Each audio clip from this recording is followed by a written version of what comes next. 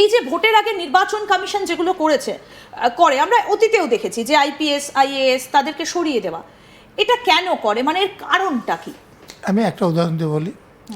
সর্বোচ্চ পদাধিকারী চিফ সেক্রেটারিকে সরিয়েছেন, তো তার বিরুদ্ধে বিরোধী দলনেতা যে অভিযোগটা করেছেন, সত্য মিথ্যা আমি জানি না,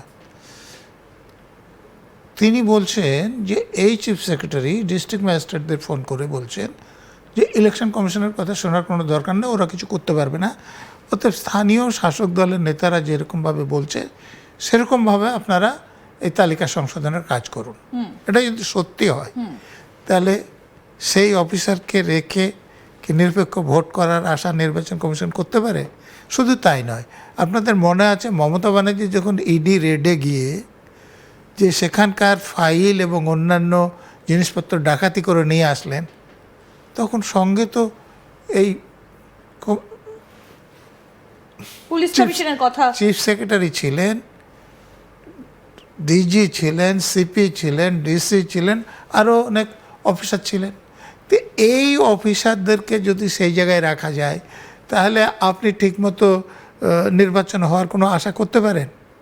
তো এরকম যেগুলো নির্বাচন কমিশন মনে করছেন যে এই অফিসার একদম পক্ষপাত দুষ্ট, একে রেখে ভোট করা সম্ভব না, তাদেরকে সরিয়ে দিচ্ছেন। কিন্তু এতে কি সুষ্ঠু নির্বাচন হবে? এইটা করে কি সত্যি সত্যি মমতা বন্দ্যোপাধ্যায়ের ক্ষমতা হ্রাস হলো বলে আপনি মনে করেন? দেখুন, মমতা ব্যানার্জির পক্ষে কাজ করবেন, ডাকাতি করতেও সঙ্গে আছেন, এরকম অফিসারকে যদি বাদ দেওয়া যায় তাহলে মমতা ব্যানার্জির যে অসুবিধা হচ্ছে সে ব্যাপারে কোনো সন্দেহ নেই, এবং সেটা ওনার প্রতিক্রিয়া দেখেই আপনারা বুঝতে পারবেন যে তিনি এটাতে প্রচণ্ড ক্ষুব্ধ এবং আতঙ্কিত যে তাহলে কী হবে। কালকে যখন ভোটের লিস্ট প্রকাশিত হচ্ছিল উনি একটা মন্তব্য করেছেন যে ঠিক ঈদের আগে সরিয়ে দেওয়া হলো প্রশাসনিক প্রধানদের, এর মধ্যে যদি একটা অশান্তির ঘটনা ঘটে তাহলে কে আটকাবে? আমার কাছে তো আর প্রশাসন রইলই না। দেখুন, তিনি এরকম আপত্তিজনক অনেক কথা বলছেন, তিনি এরকম কথাও বলেছেন যে একটা কমিউনিটি সব দাঁড়িয়ে যায় তাই 1 সেকেন্ডে শেষ করে দিতে পারে, এরকম কথা মুখ্যমন্ত্রী পুলিশ মন্ত্রী বলতে পারেন না। তো এই যে উনি ঈদের কথা বলছেন, এগুলো একটা নির্দিষ্ট সম্প্রদায়ের লোকদের ভোট পাওয়ার জন্য বলছেন, এরকম কথা বলা উচিত নয়।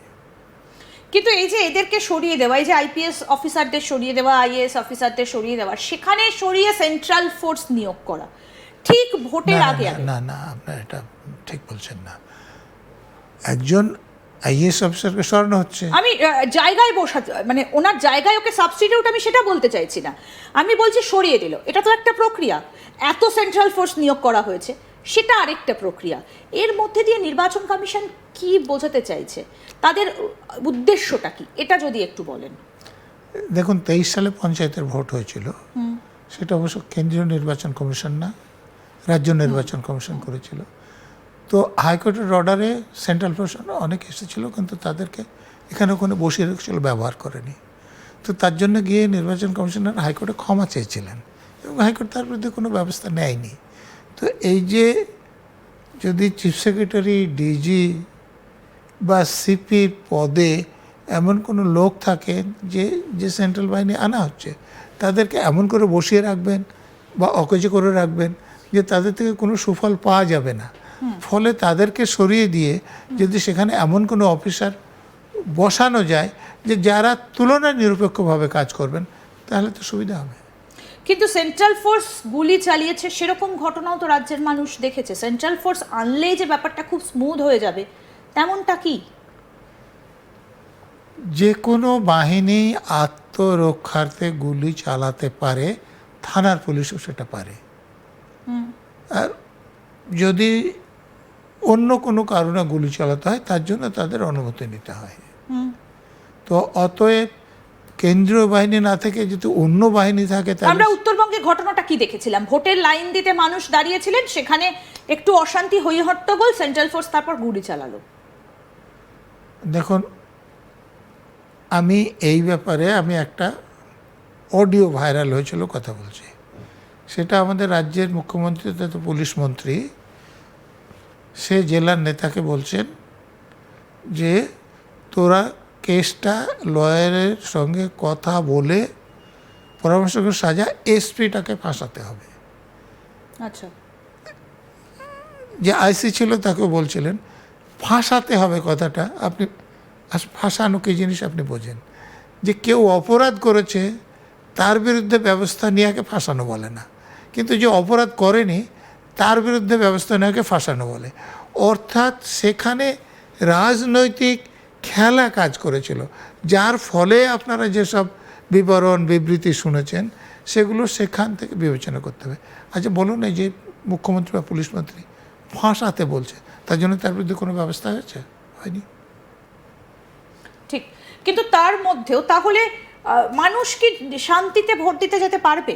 কারণ একটা কথা দেখুন, সেন্ট্রাল ফোর্স সত্যি তো থাকবে না, ভোটটা হয়ে গেলে সেন্ট্রাল ফোর্স তো আর থাকবে না, একটা নির্দিষ্ট তারিখ পর্যন্ত থাকবে, তারপরে সেন্ট্রাল ফোর্স ফিরে যাবে। তারপর তো সেই রাজ্য পুলিশ ভরসা, সেই কলকাতা পুলিশ ভরসা, সেই রাজ্যের আইপিএস আইএএসরাই ভরসা। তাহলে সেখানে কি আদৌ মানুষের মন থেকে ভীতিটা দূর হবে?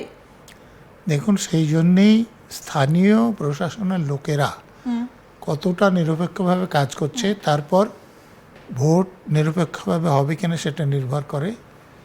কেন্দ্রীয় বাহিনী বলুন আর রাজ্যের বাহিনী বলুন, তারা শুধু তাদের হাতটা শক্ত করে। তো সেই যারা ডিউটিতে আছেন তারা যদি সৎ না হন, নিরপেক্ষ না হন, তাহলে কেন্দ্র বাহিনী বলুন রাজ্য বাহিনী বলুন কোনো বাহিনী থেকে লাভ হয় না। আর এত বেশি সংখ্যক বাহিনী তো দেওয়া সম্ভব নয় যে প্রতিটা লোকের বাড়িতে গার্ড দিয়ে দেবে, তাহলে যা খরচ হবে তাতে আর অন্য কিছু কাজ হবে না। তো সেখানে স্থানীয় প্রশাসন যদি নিরপেক্ষ হয়, দেখুন আমি তো যখন চাকরিতে ছিলাম ভোটে ডিউটি করেছি, কাজ করেছি, গুন্ডা বদমাশদের যদি আপনি বোঝাতে পারেন যে তাদের বিরুদ্ধে ব্যবস্থা নেবে, তাহলে তারা আর মস্তানি করবে না। হ্যাঁ, আমি বলেছি যে কলকাতা কর্পোরেশনে আমি তৎকালীন যে পুলিশ কমিশনার তুষার তালুকদার আমাকে মুচিপাড়াতে কর্পোরেশন ভোটের ডিউটি দিয়ে বলেছিলেন যে আগের বার বোমা পড়েছে, গুলি চলেছে, কোন রকম হয়েছে, তো এবার দেখে নিতে হবে যাতে এরকম না হয়।